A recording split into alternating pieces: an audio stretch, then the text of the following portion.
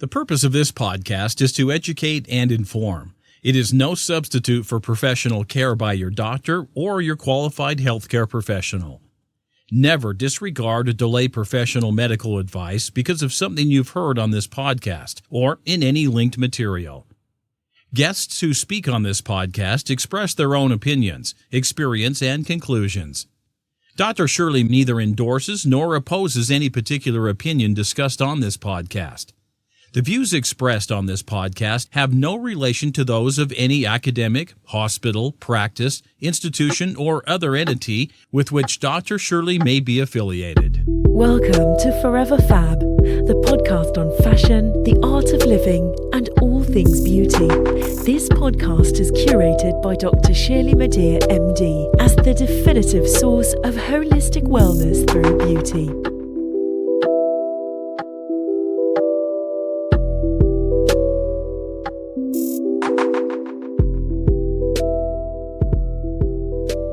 This week's episode of 15 Minutes of Fab on the Forever Fab podcast is dedicated to self-reflection. The title of this week's episode of 15 Minutes of Fab is The Three Mirrors, the Key to Soulful Fashion, Part 1. I've chatted with you about Carl Jung in a previous podcast episode. It said that when you need something most, it appears if you're open and aware. So this podcast or YouTube channel appeared and it kind of resonated with me. So I thought that I would share it with you today. Since I coined the term holistic plastic surgery more than 15 years ago, I've persisted in teaching my patients that number one, beauty emanates from within.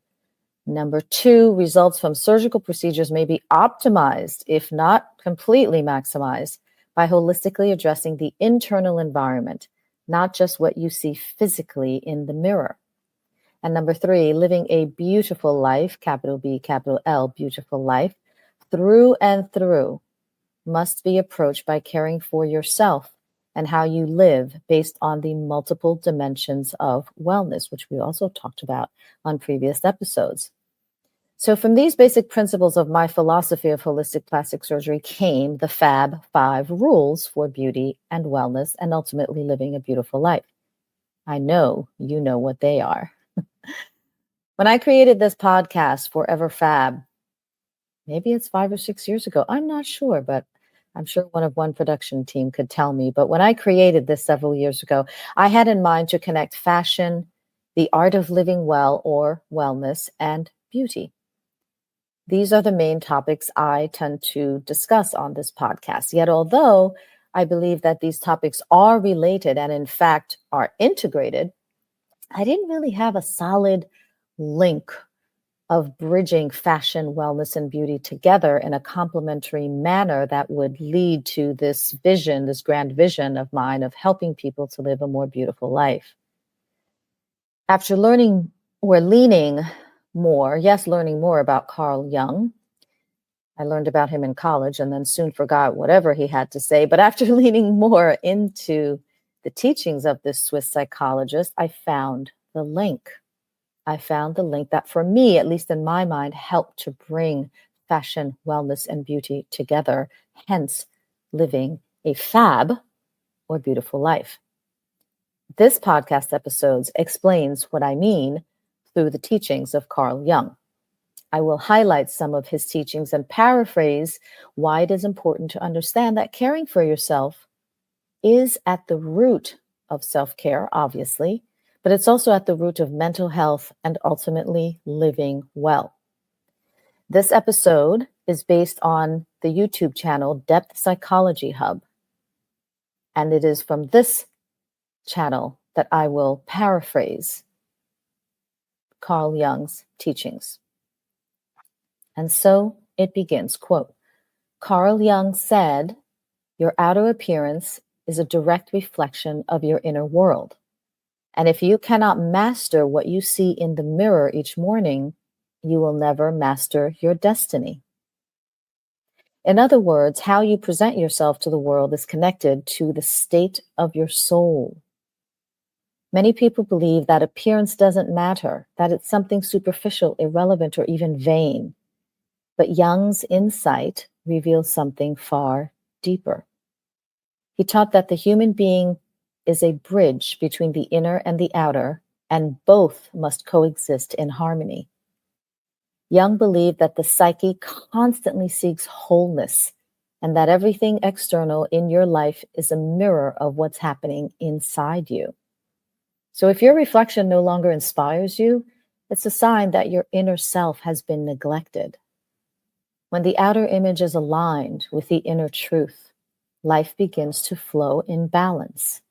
When there's coherence between what you feel and what you project, your existence stops being a battlefield and becomes a symphony.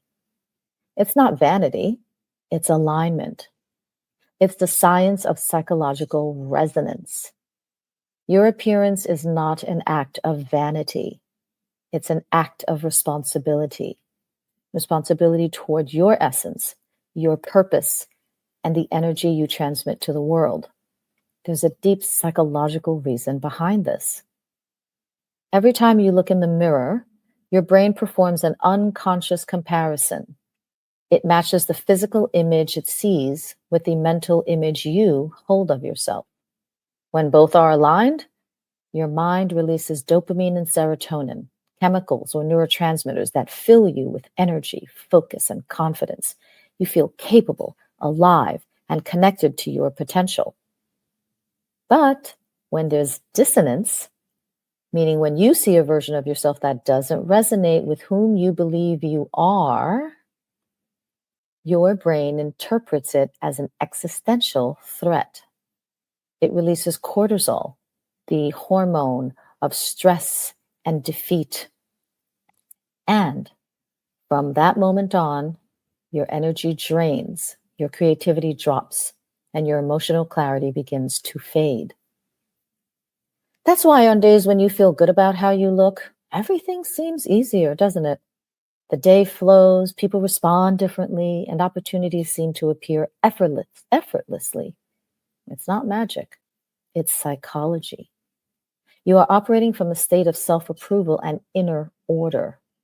Jung would say that in those moments, your persona, the image you show the world, is in harmony with yourself, the deepest center of your being. Caring about your appearance doesn't mean falling into narcissism. It's not about vanity or superficiality. It's about cultivating a ritual of self-respect. Think of it as an act of love toward the vessel that carries your consciousness, your body, your image, your presence. They are instruments of your destiny. Through them, your soul expresses its frequency in the material world. When you neglect them, you silence a part of your own being.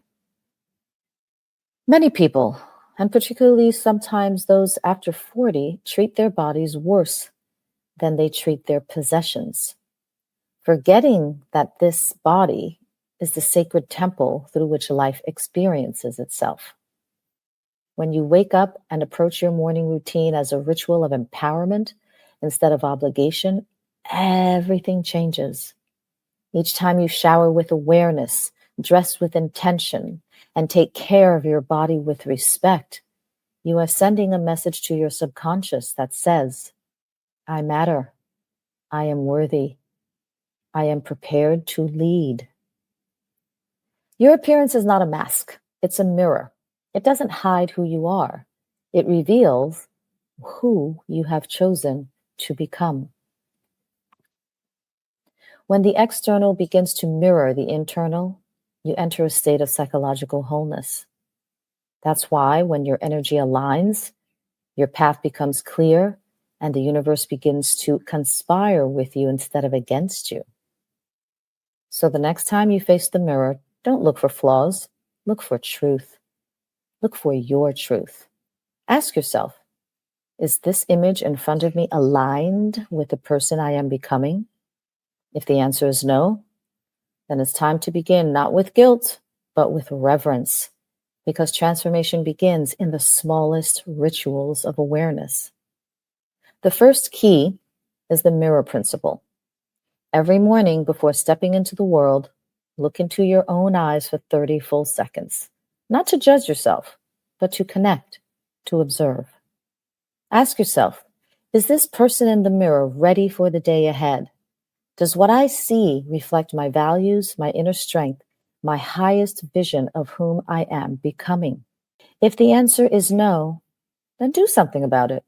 Adjust your posture, fix your hair, change your shirt, smile at yourself. These may seem like small actions, but in the language of the psyche, they are powerful signals. They tell your unconscious mind that you care, that you are present, and that you are ready to embody who you truly are. Carl Jung believed that how you present yourself to the world is a mirror of your inner state. The outer form follows the inner essence. The second key is the 10-minute investment. Each day, dedicate exactly 10 minutes to your physical presentation. Not 5, not 15, 10. Those 10 minutes might be the most transformative investment of your day. Use those minutes to move your body, nurture your skin, or select your clothes with deliberate intention. Again, the goal is not vanity, it is self-respect. Consistency, not perfection, reshapes your unconscious image of self-worth. Think about how much time you waste scrolling through meaningless content or answering trivial emails. Far more than 10 minutes, at least for me.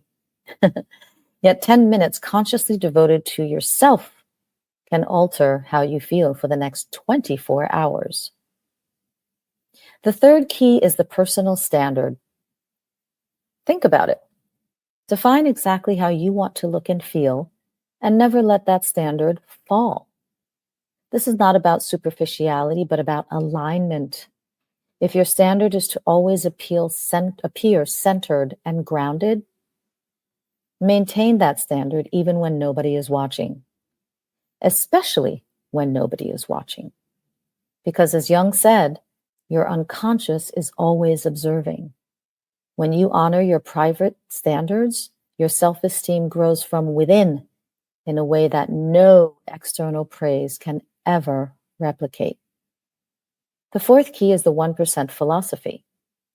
Instead of chasing drastic, unsustainable transformations, improve your appearance or your energy by 1% each day. One day it could mean experimenting with a new hairstyle, or even adding a clip or a barrette to your hair. The next day, it could be adding a small ritual of skincare or posture awareness and correction. These seemingly microscopic acts compound exponentially within a year. Now, within that year, or by the end of that year, you won't just look different, you will feel a bit reborn. The fifth and perhaps the most powerful key is the multiplier effect. How you feel about yourself radiates outward. Your presence affects every person you encounter. When you walk into a room grounded, centered, and confident, people are drawn to you. They can feel your energy before you speak a single word. This concludes this episode of 15 Minutes of Fab on the Forever Fab podcast. Thank you for listening. And until next time, stay beautiful and forever fabulous inside and out. Thank you for listening to this week's episode of Forever Fab, the podcast on fashion, the art of living, and all things beauty, curated by Dr. Shirley Madhere, MD. Live beautifully and help make the world a more beautiful place.